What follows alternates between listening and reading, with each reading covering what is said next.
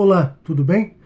Eu sou Frank da Cruz, o seu anfitrião, e sejam bem-vindos aos Rascacielos, o seu canal que é feito para você, que assim como eu, gosta do contar popular e suas estranhezas. Mas antes do caos de hoje, vamos tomar uma bela xícara de café, pois não existe um contar de causos, não existe um contar de histórias sem uma deliciosa xícara de café, não é mesmo?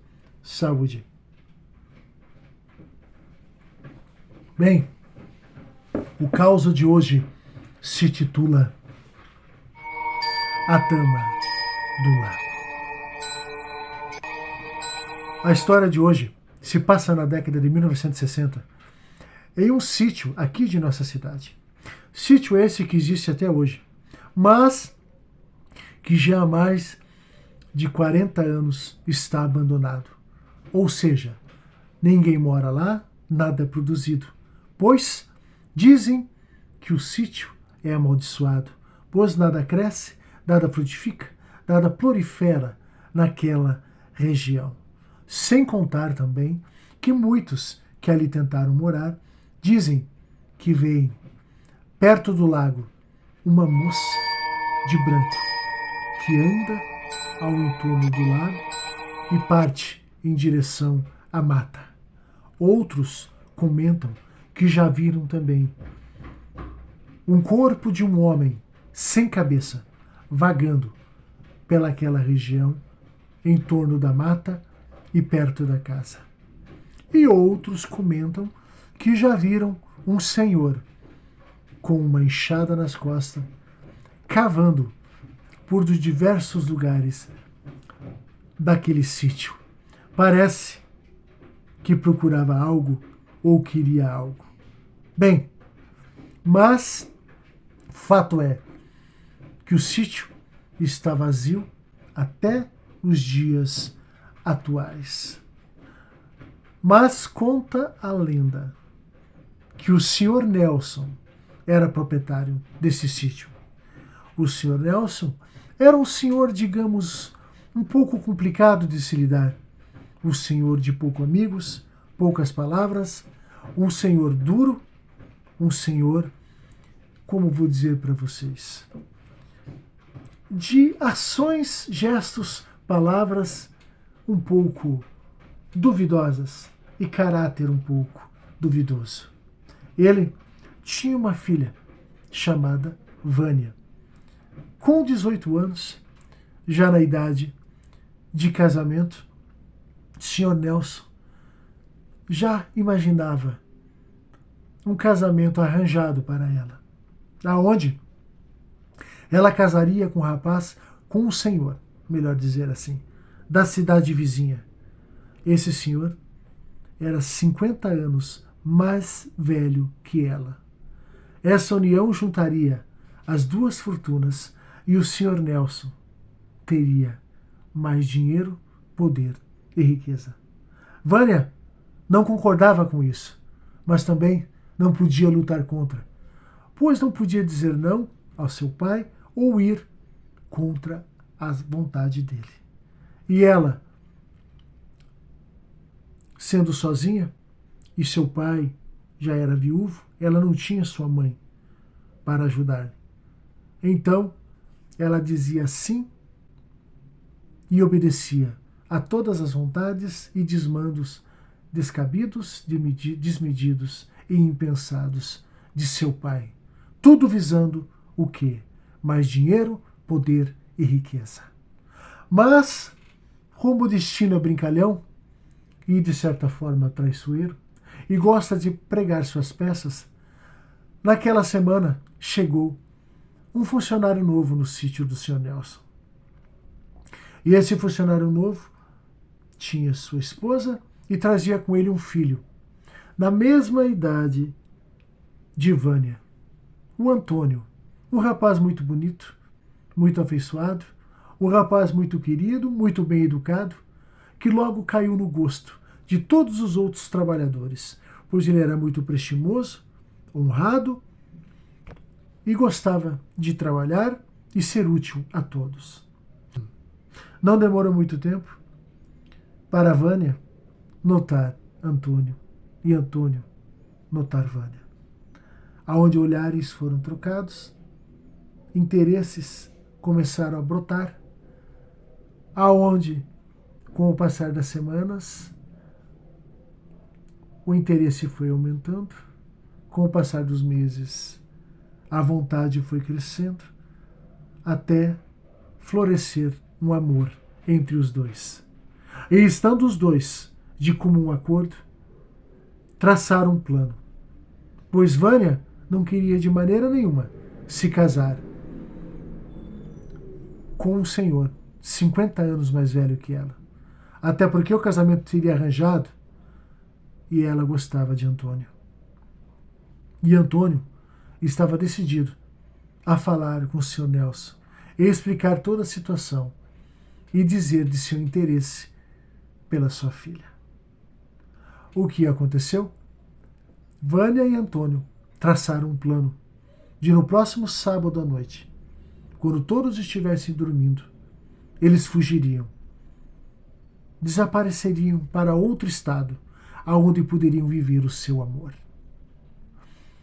Mal sabiam eles que ali perto estava o capataz, que era braço direito de seu Nelson, e ouviu tudo.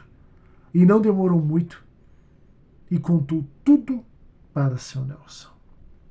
Aonde seu Nelson engendrou um plano maligno para chegar e levar a fim todos os seus intentos e cumprir aquilo que ele queria, que era riqueza, mais poder e mais dinheiro. Então, ele pediu para os pais de Antônio, nesta sexta-feira, viajarem para a cidade vizinha para comprar alguns produtos e insumos que ele precisava para a plantação, deixando Antônio sozinho na casa. Nelson sabia que sábado à noite os dois se encontrariam para fugir. Então, um dia antes, ele chamou o capataz, mais 2 funcionários de confiança da fazenda, foram até a casa onde estava Antônio, sozinho, aonde amarraram o rapaz, prenderam e o levaram até a mais profunda mata. Chegando lá, sem dó, sem piedade, tiraram a vida de Antônio. Mas não bastante. Sr. Nelson queria mais, não somente tirar a vida de Antônio, mas queria mostrar de exemplo para todos os outros funcionários que ali estavam. Ele pegou o facão e decapitou o corpo, já sem vida, de Antônio. E pediu para que o capataz pegasse a cabeça de Antônio, colocasse no saco e levasse até as profundezas da mata e enterrasse, no lugar aonde ninguém pudesse encontrá-lo. E o corpo também foi levado por outros funcionários até o outro lado do sítio e enterrado em um local aonde ninguém saberia, acabando com todos os vestígios, não deixando rastros do acontecido. A noite foi se passando, o dia amanheceu. Durante o dia, Vânia não viu Antônio e não teve notícias dele. No horário marcado que eles tinham combinado de fugir, lá estava Vânia, esperando o seu amado. Quando de repente surgiu o Sr. Nelson. Ela se assustou, aonde ele falou: se não quiser ter o mesmo destino daquele menino tolo, me obedeça. Vá para casa e por lá fique. E cumpra o que eu estou lhe mandando. Pois um já não se encontra mais aqui. Um já está no reino dos pés juntos. E que isso sirva de lição para você. Se qualquer outro homem se aproximar de você, eu mato também. Vânia saiu correndo do desespero, em meio à escuridão, em direção ao lago, se atirando naquelas águas escuras e profundas, desaparecendo por completo, sem deixar rastro. O Sr. Nelson saiu correndo, chamou o capataz e os outros funcionários dos sítios e começaram a procurar no lago, mergulharam, acenderam tochas, fogueiras, mas nada encontraram, nada foi visto, nem o sinal do corpo, nada de Vânia foi encontrado. Voltando para casa, entrou em desespero e, num ato inesperado, pegou seu revólver e se deu um tiro na cabeça, acabando com sua própria vida ali mesmo. Todos os funcionários assustados partiram, foram embora e desapareceram. O tempo foi passando, os anos foram se passando. Várias outras pessoas tentaram morar naquele sítio, tentaram ficar naquela casa, tentaram ficar naquelas terras, mas diziam que sempre viam, perto do tanque, uma mulher, uma moça, caminhando em torno do tanque em direção à mata. E perto dali também viam um corpo sem cabeça que vagava por todo o sítio, sem destino. Mas o mais estranho, o mais perturbador e o mais assustador é que muitas pessoas dizem e afirmam que viam um senhor muito velho, de cabelo branco, roupa surrada, com uma enxada nas costas, cavucando, noite adentro, por vários e vários lugares do sítio, na mata, perto do lago, perto das plantações, em todo lugar. Parece que buscava algo, parece que queria encontrar algo. Fato este, que esse sítio foi amaldiçoado. Esse sítio se encontra até hoje, abandonado, esquecido, largado na poeira do tempo. Sr. Nelson continua vagando por aquelas terras, cavucando e tentando encontrar, talvez, a cabeça de Antônio, que ele tinha mandado esconder e enterrar tão bem, para juntar com o corpo e, por fim, acabar com a maldição e dar descanso a ele, a Antônio e também a sua filha.